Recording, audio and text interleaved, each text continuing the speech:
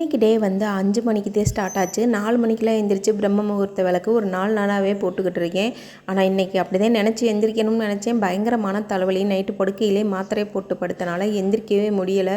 கடவுளே இன்றைக்கி விளக்கு ஏற்ற முடியாதா, ரொம்ப லேட் ஆயிருமா அப்படின்னு நினச்சிக்கிட்டே இருந்தேன். ஆனால் 5 மணிக்கு எந்திரிச்சு குளிச்சுட்டு வாசல் தெளித்து கோலம் போட்டுட்டு அப்படியே வந்து 5:45 விளக்கு ஏற்றிட்டே இருந்தால் 1/4 மணி நேரம் லேட்டு தானே, சரி பரவாயில்ல இன்றைக்கி இப்படி தான் ஏற்றணும் அப்படின்னு நினச்சிக்கிட்டேன்.